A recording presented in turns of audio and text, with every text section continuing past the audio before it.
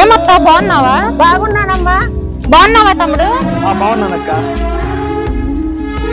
కూర్చోండి అత్త, నీళ్ళు తీసుకుని వస్తా.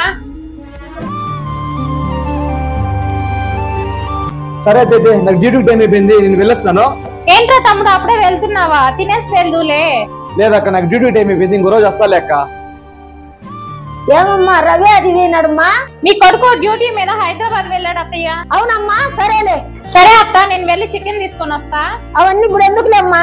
లేదులే అత్తమ్మా, నేను వెళ్ళి తీసుకొని వస్తాను. ఇది ఎప్పుడు అడుగు పెట్టిందామా? మా కొడుకు సంపాదించిందంతా మాకు రూపాయలు లేకుండా చేస్తుంది. దీనికన్నా చిన్న కోడలే మేలు. బాగా సంపాదించుకొని సంచలనం కట్టుకున్నారు, ఇల్లేం కట్టుకున్నారు. నిన్న రాగానే మీ వదిన ఏ ప్రేమ చూపుతుందమ్మా, కానీ అది ప్రేమ నటన నాకే అర్థం కాలేదమ్మా. కానీ ఎప్పటికైనా నా చిన్న కోడలే నన్ను బాగా చూసుకుంటుందమ్మా. సరేలేమ్మా, మీ వదిన వచ్చినట్టుంది, మళ్ళా చేస్తాలే. సరేలేమ్మా, సువాసన కాడికి పోయేస్తా. ఏంటత్త అప్పుడే వెళ్తున్నావు? 4 రోజులు ఉండిపోవచ్చు కదా.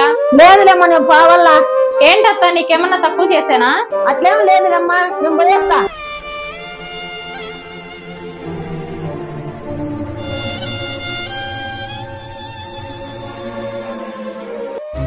ఏమా సుభాషిని బాగున్నావమ్మా?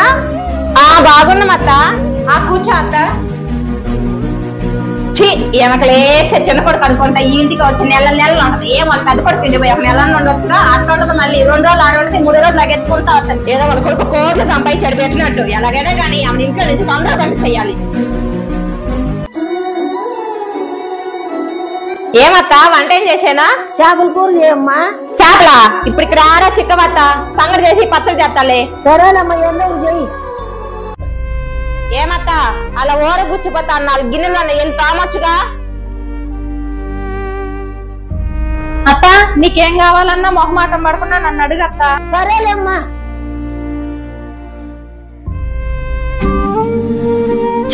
మా పెద్ద కోడలే నేను బాగా చూసుకుంటాండే. నేను చాలా తప్పుగా అనుకున్నా మా పెద్ద కోడల గురించి. చిన్న కోడల్ని ఇన్నాళ్ళు నెత్తి నెక్కించుకోండి. ఇప్పుడిప్పుడు తెలుస్తాండి ఎవరు బాగా చూసుకునేది.